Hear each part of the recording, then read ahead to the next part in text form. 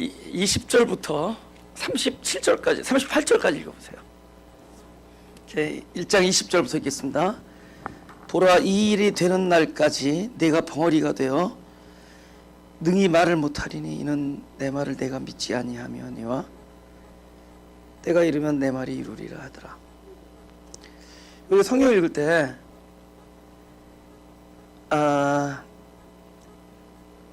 이걸 딱 읽었을 때, 이거 아주 중요한 겁니다.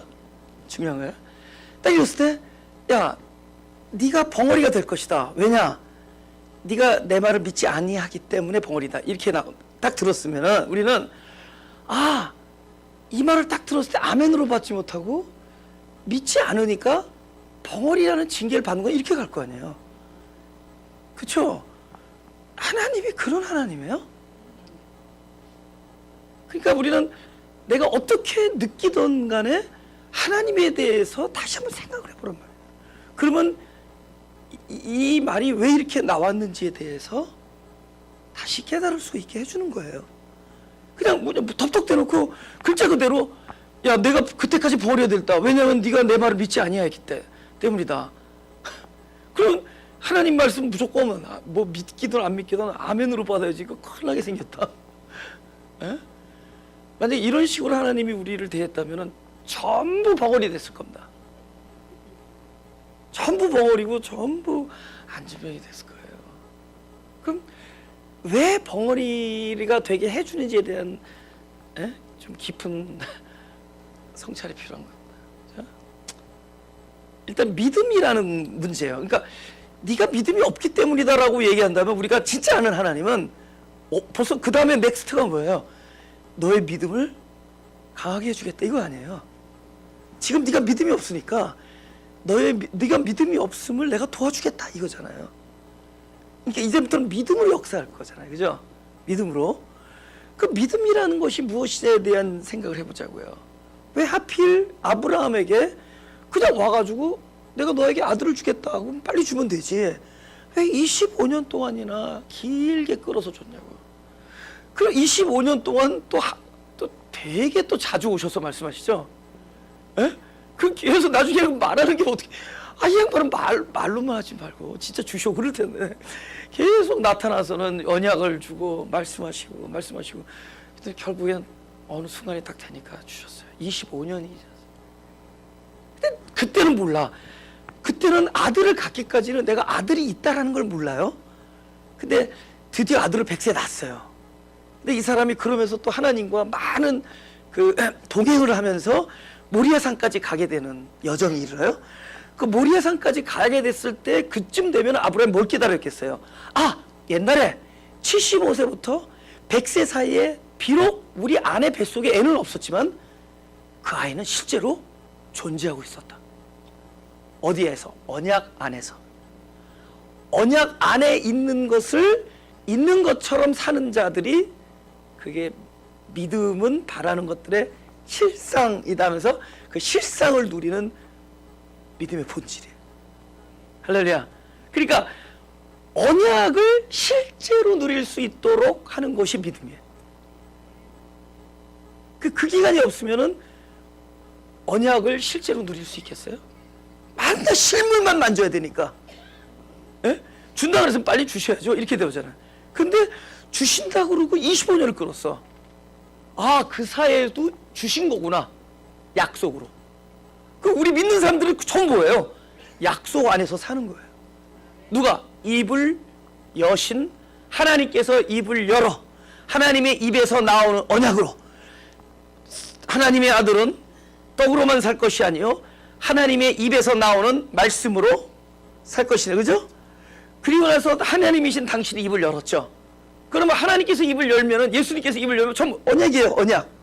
그러니까 언약은 하나님만이 입을 열어야 돼요. 그래서 벙어리를 만들어 놓은 이유 뭐예요?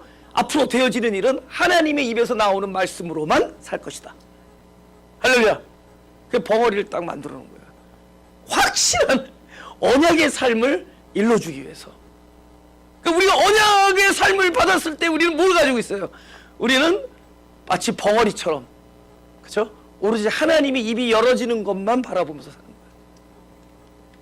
그러니까 아브라함에게도 25년은 벙어리의 삶이에요. 적어도 아들에 대해서만큼은. 우리가 그것을 할 수 있는 뭐가 있겠어요. 그러나 하나님이 입에서 입이 열어지셨다. 그분이 말씀하셨다. 그것은 눈에 보이지 않아도 존재한다는 거죠. 우리는 그런 것들이 많잖아요. 비록 눈에 보이지 않아도 존재하는 것들을 가지고 살잖아요. 마가복음 11장 24절. 오케이, 한번 해볼까요? 시작.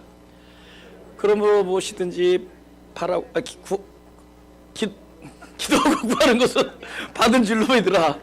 그리하면 너에게 그대로 되리라. 그죠?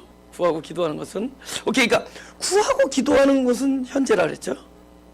받은 줄은 과거죠. 내가 현재 기도하는데 이미 받은 거야. 그러면 우리 기도라는 게 뭐라죠? 이미 받은 것을, 하나님께서 이미 만들어 놓으신 것을, 하나님께서 이미 성취하신 것을 우리가 현재 구하는 거예요. 그리고 시공 안에서 우리가 그걸 만질 때가 옵니다. 그걸 미래형으로 보죠. 그대로 되리라. 예. 그럼 이 시공 안에서니까 받은 거는 어디서 이루어진 거예요?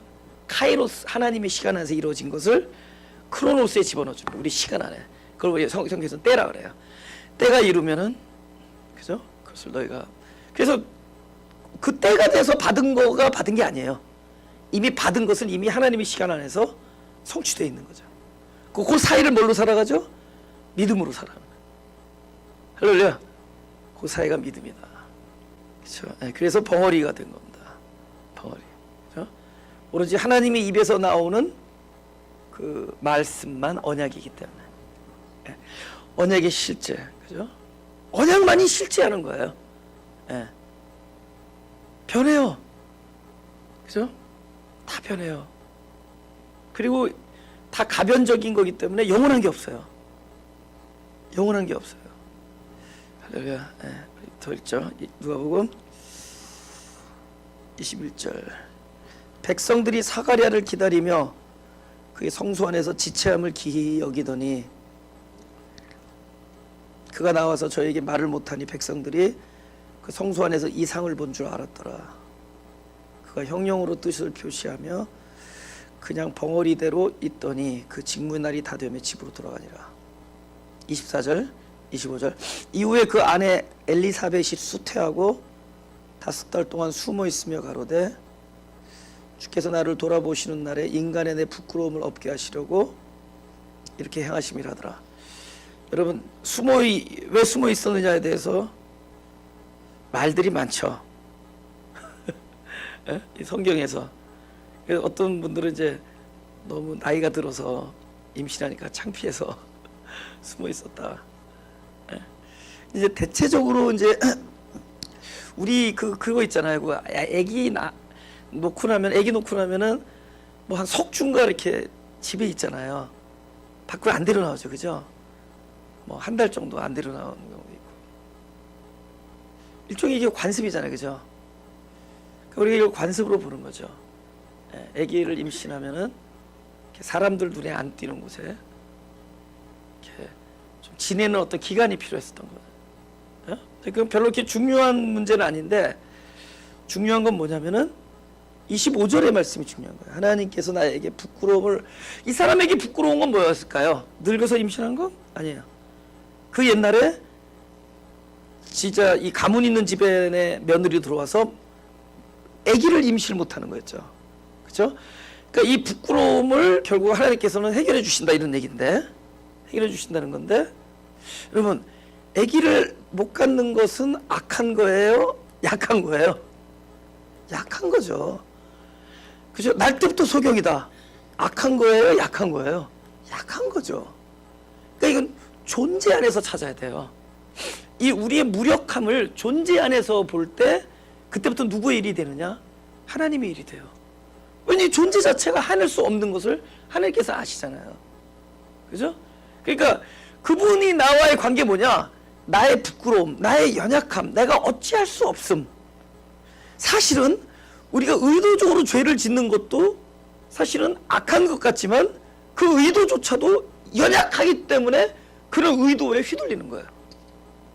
알았어요? 그러니까 하나님은 그것을 늘 어떻게 보느냐? 전 존재다 이렇게 보는 거죠. 저 존재가 약한 거다. 그러니까 그 일에 대해서 우리에게 요구를 하는 게 아니에요. 네가 죄를 짓냐? 너 더 이상 죄를 짓지 말라. 이게 아니라 그 죄를 지었다라는 건 뭐냐면 본인의 상태가 드러난 거잖아요. 그 뭐가 드러난 거예요? 내가 이 죄를 안 짓는 데에 대해서는 나는 무력하구나. 나는 연약한 자구나. 그럼 연약하니까는 전능자를 우리가 바라보게 돼 있잖아요. 그럼 죄라는 것을 통해 우리가 나의 초점을 어디로, 내 안에서 하려던 일을 나의 무력이 드러나니까 나의 일을 누구에게로 돌리느냐? 이거 하나님만이 하실 수 있다. 그러니까 하나님께서는 이 죄라는 것조차도 우리를 어떻게 사용하세요? 나로 하여금 나의 시선을 하나님께 돌리게 만드는 거예요. 그분은 당신의 일이야. 그죠? 오케이. 하나님이 절대로 내 신발끈을 묶어주지 않아요. 하나님이 제 코를 풀어주지도 않고 하나님이 제 이빨 닦아주지 않습니다. 그죠? 휴지도 안 들어주세요. 그러나 산을 옮겨주세요. 산 그럼 뭐예요? 너에게는 불능이다. 가서 믿음 그러면 산 나오잖아요. 누구 일이다? 하나님 일이다. 그죠? 그분의 일이에요. 그러니까 벌써 산 그러면 뭐예요? 우리 존재 자체 무력함이에요. 불가항력. 내가 어떻게 할 수 없는 것. 내가 할 수 없는 것에 대해서 하나님은 반드시 일을 하시게 돼 있다. 그러니까 이 여자가 내 인생을 하나님께서 돌아보는 날에 봤더니, 기억해봤더니 결국은 나의 연약함을 그분께서 들어주셨다. 그러니까 결국은 뭐냐면은 우리 인생을 돌아보면은, 필름 여기서부터 끊어서 다시 하는 거 알죠? 네, 저거 나가면 안 돼. 저거 내가 언젠가 판을 만들 거야. 오케이. 결국 하나님께서 우리 인생을 돌아보면서 결국은 우리의 존재적 불가능, 그죠? 존재적 불능에 대해서는 이건 전 하나님의 일이다 이거예요. 여러분 38년은 바로 그거를 아주 그냥 역력하게 드러낸 사건이에요. 그 누가 안 들어가고 싶겠어? 누가 38년을 거기서 안진뱅이로 있고 싶겠냐고. 들어가고 싶지만 들어갈 수가 없잖아요. 여러분 거룩한 삶에 대한 우리의 소망이 아마 이미 40년이 넘은 사람도 있을 거예요. 그죠? 어렸을 때부터 내가 거룩한 그리스도와 같은 삶을 살겠다는 소망이 있었지만은 그게 우리가 안 하고 싶어서 그러냐고. 이거 우리의 존재의 연약함이잖아요. 근데 그것에 대해서 바로 하나님께서 반드시 반응하신다. 그것을 우리가 구원이라고 그래요. 우리의 실존에 대한 하나님의 반응이 구원입니다. 그래서 죄, 그러면 구원이죠. 원래 예수라는 이름이 그 구약의 여호수아 있죠. 여호수아의 헬라식 그런 헬라어식 음역 발음이 예수예요. 근데 여호수아 무슨 뜻이냐? 하나님은 구원이시다 이 뜻이에요. 그러니까 하나님은 구원하신다. 하나님이 구원하신다. 그러니까 예수님이라는 이름이 구원이에요, 구원. 그러니까 우리의 리얼리, 우리의 상태에 대한 구원인데 우리의 상태를 한 글자로 뭐냐? 죄다. 그래서 죄에 대한 구원이 예수. 그러니까 결국은 하나님 스스로가 우리의 실존에 대한 딱 리스판드, 그분의 나타남, 우리의 상황에 대한 하나님이 어떻게 나타날 것이냐, 그것을 예수로 나타난 거예요. 구원자로. 그러니까 그렇게 하실래니까 함께 죽음과 함께 부활, 십자가에서 피를 흘리시고 자기 옆구리에서 신부인 교회를 만들어내는 거야. 옆구리에 창이 찔리고 피가 나오고 물이 흘러서 거기서 자기 신부인 교회를 만드시고 자기가 피를 흘리시고. 하나님의 반응. 그러니까 우리의 부끄러움에 대해서 하나님 반드시 반응하신다. 그래서 오늘 아가서에서도 그랬잖아요. 우리는 너무 잘한 거를 가지고 나가려고 그러지 말고 있는 모습 그대로 나갈 때가 제일 좋아요. 있는 모습 그대로 나가는 게. 그죠? 너는 어제도 그 얘기하고 오늘도 이런 얘기 하실 것 같아, 안 할 것 같아. 우리 부모든 자식한테 야, 너 어떻게 10년 전이랑 지금이랑 똑같은 얘기하냐, 이럴 수 있죠, 사람은. 근데 그분은 왜 안 하냐면은 10년 전과 지금과 하나님에게는 아무런 개념이 없어.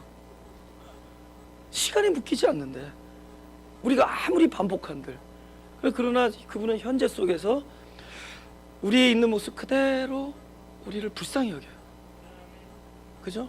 우리의 그 깨어진 틈을 통해서 우리를 감찰하시고 우리의 깨어짐을 통해서 우리를 엿보신다. 우리를 이렇게 엿본다. 우리를 어디서 보느냐? 우리의 깨어짐을 통해서. 그거를 믿어버린 순간부터 하나님께 나아가는 것을 주저하지 않게 돼요. 전에는 옷 매무새를 딱 이렇게 하고 나가게 되잖아요. 뭔가 내가 부끄럽다. 이래서 내가 하나님 옆에 감히 나설 수가 없다. 그냥 조금 이렇게 그래 좀 준비하다 보니까 30년 흘렀죠. 그죠? 좀 준비한다고 나가라 그러다가 그렇게 되잖아요. 근데 어느 날 그분을 진짜 알아버리니까 오늘의 나를 사랑해요. 내일 잘 될 나를 사랑해요. 오늘의 나를 사랑하세요. 나를 불쌍히 여기시고 그러시더라고요.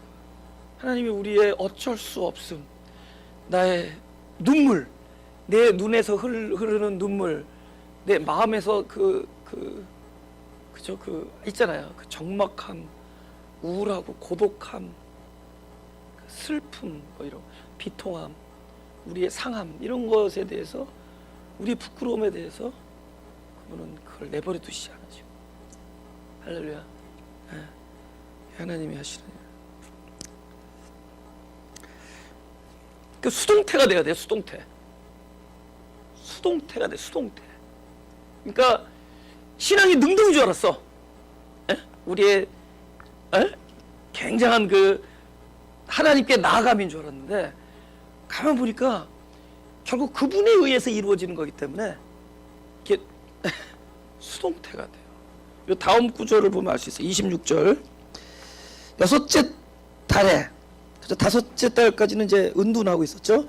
여섯째 달에 천사 가브리엘이 하나님의 보내심을 받들어 갈릴리 나사렛이라는 동네에 가서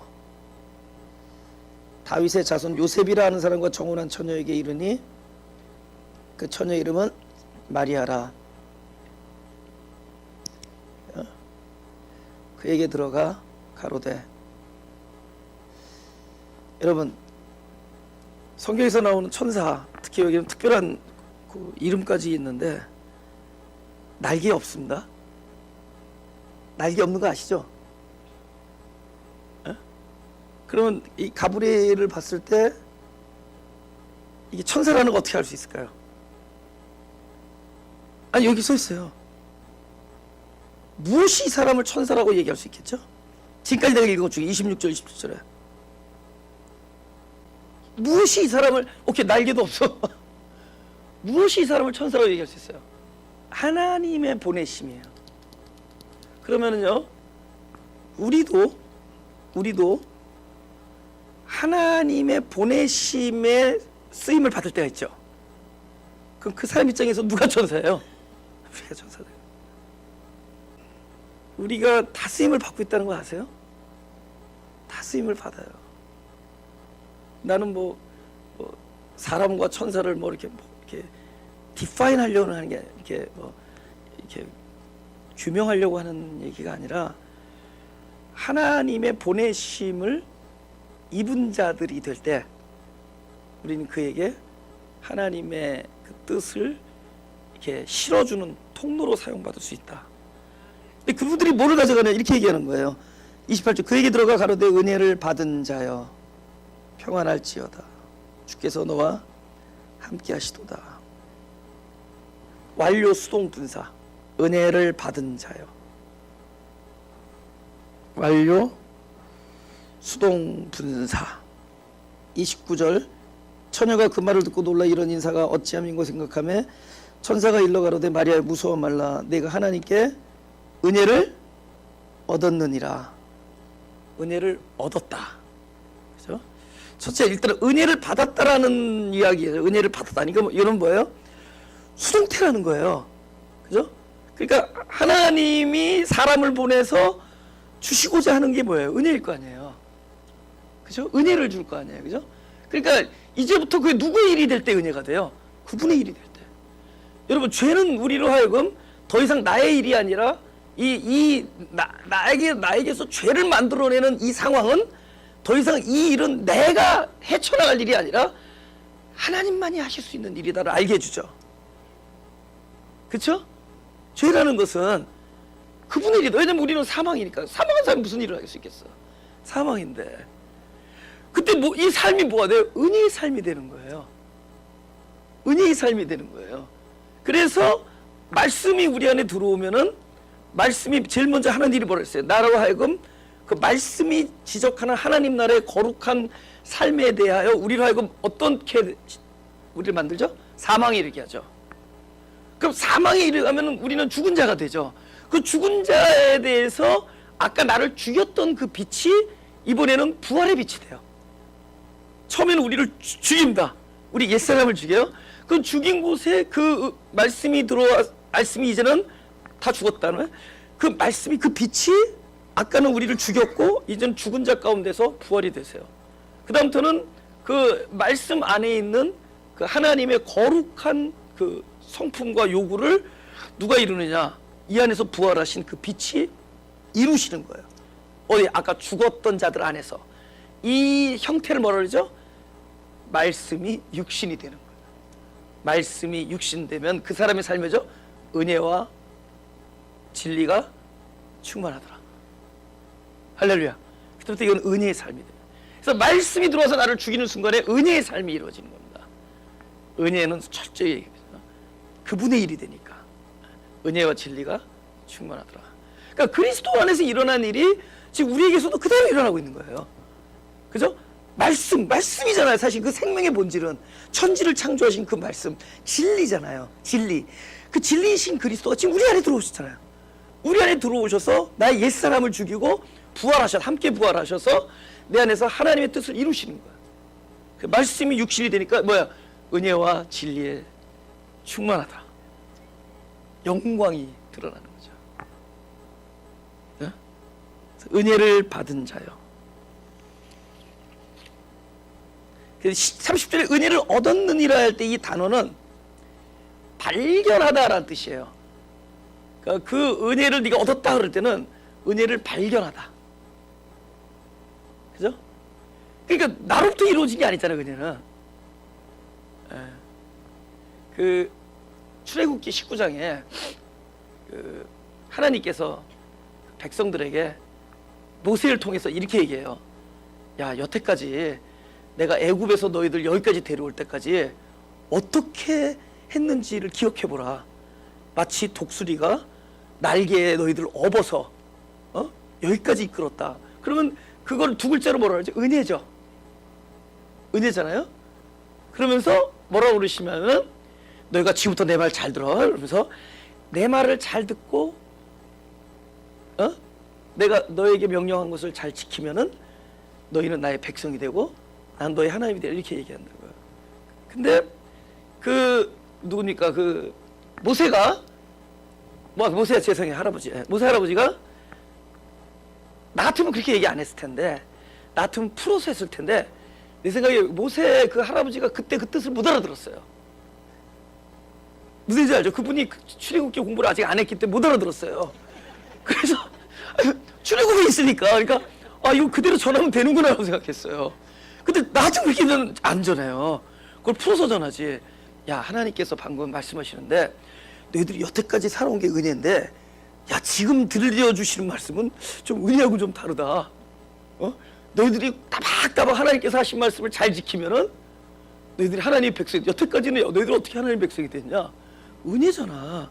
하나님께서 너희들 긍휼히 여기시고 너희들의 백성의 그 공고함을 들으심에 하나님께서 독수리 날개로 너희를 업어서 이때까지 왔는데 갑자기 나보고 이렇게 말씀하시는데 너희들 잘 생각해봐. 기도 좀 해. 딱 그랬을 텐데. 근데 이분이 그냥 순진하게 얘기를 해버리는 거야. 너희가 하나님의 말씀을 듣고 언약을 잘 지키고 행하면은 너희는 하나님의 백성이고 너희는 하나님 너의 하나님이 되리라 했더니 다 같이 일제응답하여 그러다. 거기 써 있어요. 일제응답하여 그러되 우리가 지켜 행하겠나이다 하고 나서 조금 있다가 그것이 돌에 쓰여서 그들의 손에 들어오기도 전에 깨고 있었어. 깨고 있었어요. 그럼 어떻게 해야 돼요? 이렇게 얘기했어야죠. 그러니까 픽스할 게 많아. 과거로 돌아와서 픽스할 게 너무 많아. 그래서 하나님, 여태도 우리에게 은총을 베풀어 주셨는데 우리의 마음은 있으나 행함은 자신이 없사오니 우리가 설령 최선을 다해서 그렇게 살려고 하다가도 우리가 언약을 지키지 못하는 상황이 올지라도 애굽에서 우리를 불러내신 은혜로 이 광야에서도 동일한 은혜를 베풀어 주옵소서. 할렐루야. 그렇게 기도를 해야 돼요. 그러니까 박수. 지금도 그렇게 기도해야 돼요. 우리 제일 하나님이 싫어하는 기도, 기회를 주십시오. 그거 한 번만 봐줄 영어로 해. 또 Look at me one more time. 기회를 주시오. 이번엔 다시 안 그러겠습니다. 그 말을 제일 싫어요. 왜냐면 우리 계속 어겨왔거든. 그죠? 우리 계속 우리 손에 장지질 사람 많죠. 올해는 뭐 잘하겠습니다. 다시는 안 그러겠습니다. 그 말. 계속 반복되는 우리의 거짓된 거짓 행실에 대한 후회일 뿐이야. 그게 진정한 회개가 아니에요. 회개는 나에게선 방도가 없다라는 것을 얘기하는 거예요. 그래서 모세 안에 있던 내가 그리스도로 넘어가는 게 회개예요. 모세는 내가 한번 해보겠다는 거잖아요. 다시는 안 해보겠다는 거. 우리 그러잖아요. 근데 그게 그리스도로 넘어가는 거예요. 난 이 일에 대해서 진짜 자신이 없습니다. 내년에 내가 또 쓰러질지언정 여태까지 용서하신 그 용서하심과 그 은혜로 동일한 사랑을 베풀어 주셔서 할렐루야. 지도자를 잘 맞는 게 중요하죠. 아니 뭐 내 얘기하는 거 아니에요. 뭐 그렇게 아니 되게 중요한데도 아니 아브라함이 소돔성이 멸망할 때 왜 하나님하고 딜하냐고. 그분도 창세기 강의를 못 들은 거야. 하나님과 딜하지 말고 뭐 의인 50 이런 거 하지 말고 이 성에 의인이 한 명도 없을지라도 여태까지 우리가 살아온 것이 우리의 의로움 때문이 아니라 하나님의 사랑 때문인데 당신의 은혜와 당신의 긍휼히 여기심과 당신의 그 베풀어 주신 은혜인데 이 성에 아직 변변치 않게 의인 한 명도 없을지라도 은혜를 베풀어 주셔서 우리로 이 안에서도 다시 하나님께 감사하면서 살 수 있게 하여 주시고 이러면 그죠. 근데 그렇게 하면 내가 또 이걸 또 창세기 강의를 할 게 없어져. 그래서 근데 그렇게 했었어야 된다는 거죠. 에? 그러니까 모든 것을 은혜로 넘기는 거예요. 하나님께서 우리의 부끄러움에 대해서 반드시 행하시되 항상 하나님의 사람을 보내어 우리에게 주시고자 하는 최초의 언약이 뭐냐? 너희는 은혜를 받은 자다. 은혜는 내 쪽에서 주래. 그러면 어떻게 되냐? 평강이 있을지어다. 평강을 다 뺏어가고서 평강하라 그러면 이거는 이중고통이죠. 은혜를 주시면은 그것에 결국 우리들의 입장에서는 그것이 평화가 될 것이다. 참된 평화. 할렐루야. 그러니까 우리가 막 어떤 날 괴로운 날이 있어요. 막 진짜 잠 못 이루는 날이 있어요. 예, 진짜 나 어제 3시간 반 정도밖에 안 잤어요. 근데 나보다 많이 주무신 분들이 뭐 썸머타임 하면서 뭐 졸립다고도 그러는데 이렇게 잠을 적게 자는데 어디서 기쁨이 오냐면은 그럼 뭐 잠을 적게 하면 뭐 생각도 많고 기도도 많고 그럴 거 아니에요. 그죠? 그러면 기도도 많이 하고 그럼 우리가 그런 경우는 우리가 불안하고 뭔가 마음이 막 가난해지고 뭐 그럴 때잖아요. 근데 하나님으로부터 그 은혜를 받으면은 어떤 상황에서도 그 평강이 바깥에서 오지 않고 어디 영혼 깊숙한 곳에서부터 모락모락 올라와요. 이 평강이 어디서 오는 것인가? 할렐루야. 그 은혜와 평강, 은혜로 인해서 평강이 오는 것이 은혜는 바로 그분으로부터 오는 것이다. 그 세상이 주는 것과 같지 않다. 평강이. 할렐루야. 은혜를 구하세요. 그렇죠? 하나님의 친절한 팔을 구하세요. 당신의 친절한 팔을 구하세요. 그러면 참된 평화가 우리에게 발견될 겁니다. 발견된다는 거예요. 오케이. 31절. 보라 네가 수태의 아들을 낳으리니 그 이름을 예수라 하라. 이거 얘기죠. 여호수아라는 히브리어의 헬라어 음역이에요. 그게 예수예요. 하나님은 구원이시다. 따라서 해서 시작. 하나님은 구원이시다. 그게 여호수아고 그게 예수예요. 그죠? 우리 마태복음 1장을 좀 보자. 마태복음 1장에 있습니다. 21절부터 아들을 낳으리니 이름을 예수라 하라. 이는 그가 자기 백성을 저희 주에서 구원할 자이심을 하니라. 이 모든 일에 된 것은 주께서 선지자로 하신 말씀을 이루려 하심이니 가라사대. 23절 같이 시작. 보라 처녀가 잉태하여 아들을 낳을 것이요 그 이름은 임마누엘이라 하리라 하셨으니 이를 번역한즉 하나님 우리와 함께 계시다미라. 요거하고 이제 누가 보면 다시 돌아와요. 그게 이제 설명이 되는 거예요. 35절입니다. 제가 읽을게요. 35절 1장 35절 천사가 대답하여 이르되 성령이 내게 임하시고 지극히 높으시니 이의 능력이 너를 덮으시니 이른바 나실 바 거룩한 자는 하나님의 아들이라 일컬으리라. 오케이.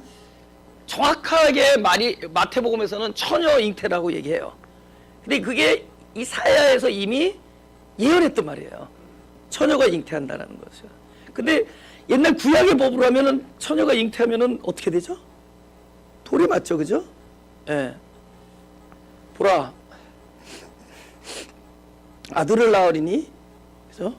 처녀가 잉태하여 아들을 낳으리니, 그죠? 하면서 임마누엘이라 하라 하면서 임마누엘은 하나님이 함께 계시다. 이렇게. 제가 늘 드린 말씀이지만 사람의 결혼은 보이는 남편과 보이는 아내의 결합이잖아요. 그죠?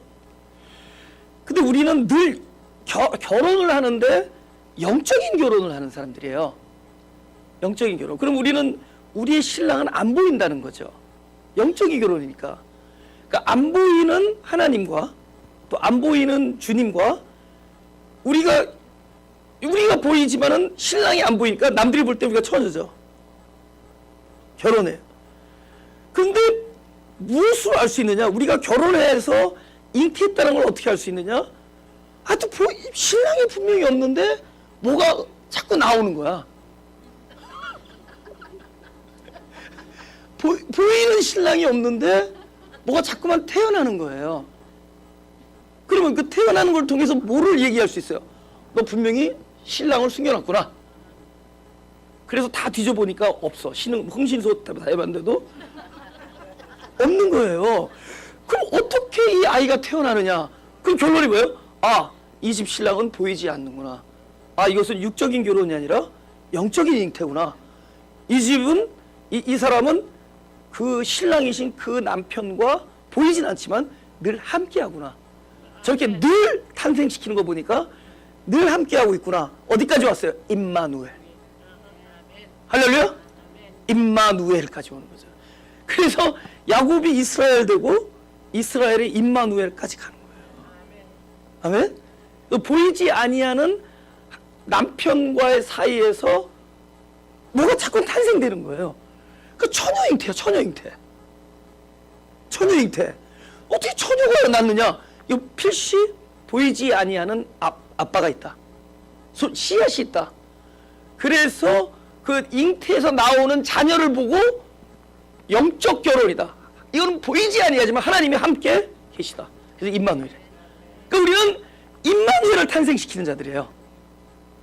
그래서 하나님이 함께 계시다를 뭘 통해 할 수 있죠? 이걸 통해서 할 수 있어요. 할렐루야. 여러분 성령을 이야기할 때 우리 요한복음 3장 아니 찾지 마. 내가 얘기할래. 시간이 없어 지금. 성령을 뭐라 그래요? 저기 헬라어로 푸뉴마라죠. 바람이죠, 바람. 그죠? 그럼 푸뉴마라는 그 바람은 바로 그러니까 성령을 제 바람으로 얘기하는데 바람은 안 보여.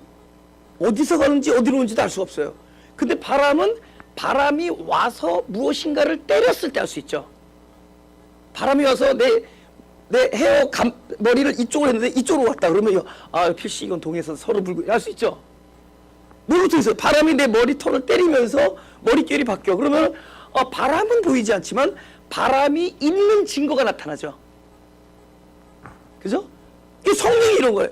성령 자체를 우리가 요구할 수도 없고 보여달라고 할 수 없지만 성령이 있음으로써 나오는 것들이 있죠. 성령이 열매가 있다. 그럼 이 사람은 성령이 충만하구나를 그걸 통해서 알 수 있죠. 할렐루야? 그러니까 우리는 보이지 아니하는 하나님이 우리와 함께 하시다라는 것을 나타내는 자들이에요. 임마누엘을 탄생시킴으로. 그러니까 여기 마리아를 처녀로 삼은 마리아가 대단한 게 아니라 우리가 그 마리아의 실존으로 주님을 맞는 거예요. 처녀로서 맞는 거예요. 우리 안에는 씨가 없다. 우리는 생명이 근원이 없다. 그러나 보이지 아니하는 남편과의 사이에 새 생명을 낳는 거예요. 우리는 아직 결혼도 안 했다. 남편과 동침도 하지 않았다. 그러나 우리는 생명을 낳는다. 그럼 이거 이거 임마누엘. 보이지 않는 하나님의 생명을 계속 탄생시켜 나가는 자. 그러니까 마리아에게서 찾아와서 하신 말씀은 곧 하나님이 보내셨고 천사를 하나님이 보내줘서 그에게 은혜를 받은 자여 하면서 수동태 하나님이 은혜를 주면은 마리아 안에 평강이 이루어지고 결과로 뭐가 되죠? 하나님이 보내심의 결과가 은혜의 결과가 우리 안에서 임마누엘이 탄생된다. 할렐루야. 우리는 임마누엘을 탄생시키는 자들이에요. 저 사람을 봐서는 알 수 없어. 그래서 저 사람에서 나오는 생명을 보니까 이거는 필시 하나님이 함께 하시다. 할렐루야. 네. 어떤 분들이 이제 이렇게 상담을 이렇게 요청할 때가 있어요. 근데 일단 상담에 제가 아시다시피 소질이 없잖아요. 왜냐면 상담 받다 보면은 그분이 나를 상담해 주고 있어요. 막 내가 막 길길이 날 때니까 막 상담하러 와가지고 막 내가 막 격분하고 막 그러니까 이제 그분이 나를 막 안정시켜주고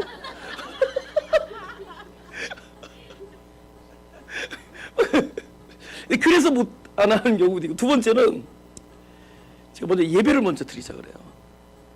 그러니까 예배 오라 그래. 예배 끝나고 만나던가.